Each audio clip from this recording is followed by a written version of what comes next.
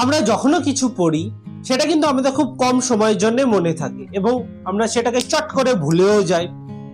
আর এটা এমন না যে এটা শুধু তোমার সাথে এই সমস্যাটা হচ্ছে, এটা তোমাদের মতন লক্ষ লক্ষ স্টুডেন্টসদেরই কিন্তু প্রত্যেক বছর সেম প্রবলেমস হয়। তো আজকে এই ভিডিওতে আমি তিনটে এমন টেকনিক বলবো যেটা আমি আমার স্টুডেন্ট লাইফে ইউজ করে অ্যাবভ 90% স্কোর করতে পেরেছিলাম। তো চলো শুরু করা যাক আজকের video. Tip number 1 for subjects like history, geography, biology. তো এইগুলো হচ্ছে এমন কিছু সাবজেক্ট যেখানে কিন্তু তোমাদেরকে প্রচুর প্রচুর মুখস্থ করতে হবে, মানে পাতার পর পাতা পড়তেই থাকতে হবে। তো এই সাবজেক্টস এর জন্য আমি কি করতাম যে আমি একটা করে প্রশ্ন মুখস্থ করতাম এবং সেই প্রশ্নগুলোকে আমি আমার মাকে দিয়ে ধরাতাম এবং ধরানোর পর ফট করে সেই কোশ্চেনের আনসারটা খাতায় লিখেও নিতাম।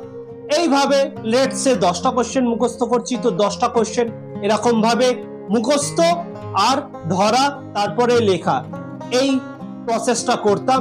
এন্ড লাস্টলি যখন 10টা কোশ্চেন লেখা শেষ হয়ে যেত তখন আবার স্টার্টিং থেকে সেই 10টা কোশ্চেন মাকে দিয়ে ধরাতাম এবং যে কোশ্চেনটা বলতে পারতাম না বা যে কোশ্চেনের আনসারটা একটু নড়বড়ে টাইপের হতো তখন কি করতাম, মাকে বলতাম যে সেই কোশ্চেনগুলোকে মার্ক করে রাখতে। এন্ড তারপর সেই কোশ্চেনগুলোকে আমি আবার মুখস্থ করতাম ভালো করে। এন্ড এবার কিন্তু আমি একবার না দুবার করে খাতায় লিখতাম যাতে কোশ্চেনগুলো ভালো করে মাথায় ফিট হয়ে যায়। এন্ড রেগুলার ইন্টারভালসে সেই কোশ্চেনগুলোকে রিভাইজও করতে থাকতাম। রিভাইজ করতাম মানে এই না যে আমি পড়ছি আবার খাতা খুলে, না, ডাইরেক্টলি কি করতাম, মা সেই কোশ্চেনগুলোকে আমাকে ধরতো আর যেগুলো আমি বলতে পারতাম তো বলে দিতাম, যেগুলো পারতাম না সেইগুলোকে শুধু আবার খাতা দেখে পড়তাম এবং লিখে নিতাম। আ quick tip for history subject. সবাই জানি আমরা যে হিস্ট্রির আনসার মোটামুটি এতটা তো বড় হবে। তো আমি কি করতাম, যখন হিস্ট্রির খাতায় উত্তরগুলো লিখতাম তখন একদম খুদি খুদি খুদি হ্যান্ডরাইটিং করে লিখতাম। তাহলে কি হতো, ছোট লিখলে কি হয় যে লেন্থ অফ দা আনসার কমে যেত। তাহলে দেখতে কি হতো, একটা ইলিউশন ক্রিয়েট হতো কি আচ্ছা খুব ছোট আনসারটা, তাহলে মুখস্থটাও খুব তাড়াতাড়ি হতো। তো এই ট্রিকটা তোমরা ইউজ করতে পারো for history. Tip number 2 for maths. Now maths এর প্রবলেম কিন্তু অনেক ছাত্র ছাত্রীদেরই আছে। কিছু ছাত্র ছাত্রীদের তো ম্যাথস একবার করলেই হয়ে যায়, বাট আবার এরকমও অনেক ছাত্র ছাত্রী আছে যাদের ম্যাথস ঠিক করে মাথায় ঢোকে না।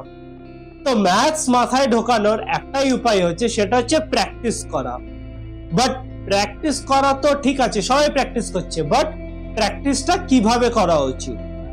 লেটস সে তুমি ট্রিগনোমেট্রির একটা কোশ্চেন ওঠালে, ফার্স্ট অফ অল সেই কোশ্চেনটাকে আগে দেখো যে কিভাবে করা আছে খাতায়, দেন খাতাটা বন্ধ করে সেই কোশ্চেনটাকে নিজে করার চেষ্টা করো। যেখানে আটকালে আবার খাতাটা খুলে দেখো যে কোথায় আটকালে, কেন আটকালে। এইভাবে সেই প্রশ্নটাকে বোঝার চেষ্টা করো। ওয়ান্স তুমি সেই প্রশ্নটা পুরোপুরি নিজে থেকে সলভ করেছো, এবার নেক্সট স্টেপ হচ্ছে সেই প্রশ্নটাকে 10 বার আবার সলভ করো। স্পেশালি ক্লাস 9-এ উঠে কিন্তু ম্যাথসে ফার্স্ট টাইম আমরা প্রুফ করি, কংগ্রুয়েন্স অফ ট্রায়াঙ্গলস আছে, দেন সিমিলারিটিজ অফ ট্রায়াঙ্গল ঢোকে, সার্কেলসে প্রুফ ঢোকে। এসব কিন্তু ক্লাস 8 অবধি আমরা কেউ করে থাকি না, হট করে 9-এ আসে। এন্ড 9-10-এ কিন্তু এটা খুবই মারাত্মক সমস্যা ক্রিয়েট করে। তো তার জন্য কি হচ্ছে, প্রুফ যে কোশ্চেন গুলো সেগুলো করার বেস্ট মেথড হচ্ছে যে সেইগুলোকে না দেখে, একবার দেখে নাও তারপরে না দেখে করতে থাকো। কতবার করবে, যতবার না পুরো কোশ্চেনটা নিজে থেকে নামাতে পারছো। এন্ড এই কোশ্চেনস গুলোকে কিন্তু রেগুলার ইন্টারভালসে রিভাইজ করতে থাকতে হবে। যেগুলো টাফ লাগবে বা যেগুলো একটু ডাউট আছে সেই কোশ্চেন গুলোকে বইয়ে হালকা করে মার্ক করে রাখো। এন্ড এক্সামের আগে শুধু সেই প্রশ্নগুলোকে প্র্যাকটিস করে চলে যাও। হোপফুলি তোমাদের ম্যাথসের সমস্যা মিটে যাবে। And last tip for literature subjects. না ইংলিশ হয়ে গেল, বাংলা হয়ে গেল, হিন্দি হয়ে গেল, সংস্কৃতটা বাদ দিলাম, সংস্কৃত তো আমরা সবাই মুখস্থ বিদ্যাতেই বার করি, বুঝি তো কেউই না আমরা সংস্কৃত। তো এই ভিডিওর জন্য আমরা ইংলিশ হিন্দি, বাংলা নিয়ে চর্চা করি। তো এই সাবজেক্টস গুলোকে ভালো করার জন্য সব থেকে বেস্ট উপায় হচ্ছে যে চ্যাপ্টারটাকে খুব ভালো করে পড়ো এবং সেই চ্যাপ্টারে যে সামারি, সেই সামারিটা নিজে থেকে বলার চেষ্টা করো।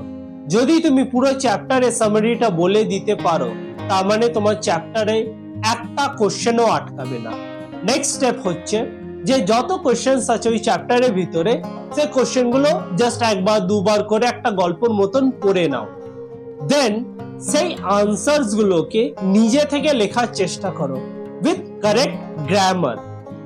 এতে কি হবে, তোমার রাইটিং স্কিলও ইমপ্রুভ হবে এবং তুমি ঠিক করে নিজের ওয়ার্ডসে লিটারেচারের আনসারস লিখতে পারবে, which is very important। এবার চয়েস অফ ওয়ার্ডস কি করে ভালো হবে, তো তার জন্য প্রচুর গল্পর বই পড়ো। যত বেশি গল্পর বই পড়বে তত বেশি ওয়ার্ডস শিখতে পারবে, তত বেশি নিজের ভোকাবুলারি ইমপ্রুভ হবে এন্ড তত ভালো তোমাদের চয়েস অফ ওয়ার্ডস হবে। And lastly for grammar, practical grammar পড়ো, থিওরিটিক্যাল গ্রামার না। আমরা ম্যাক্সিমাম কি করি, নাউনের ডেফিনিশন পড়ে নিলাম, প্রোনাউনের ডেফিনিশন পড়ে নিলাম। না, ডেফিনিশনের জায়গায় ঠিক আছে, but mainly omission and error যে পার্টটা আছে গ্রামারে, সেটা প্র্যাকটিস করো। সেটা যদি প্র্যাকটিস করো তাহলে কোথায় গ্রামাটিক্যাল মিস্টেকস আছে সেটা যখন একবার ফাইন্ড করতে শিখে যাবে, তাহলে কিন্তু আর কোনোদিনও গ্রামাটিক্যাল যে মিস্টেকটা সেটা কিন্তু হবে না।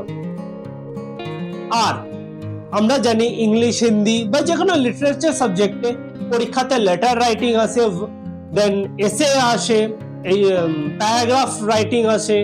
তো এদের জন্য কি হয়, কি করে করবে, মোটামুটি ম্যাক্সিমাম যারা করে তারা মুখস্থ করে চলে যায়।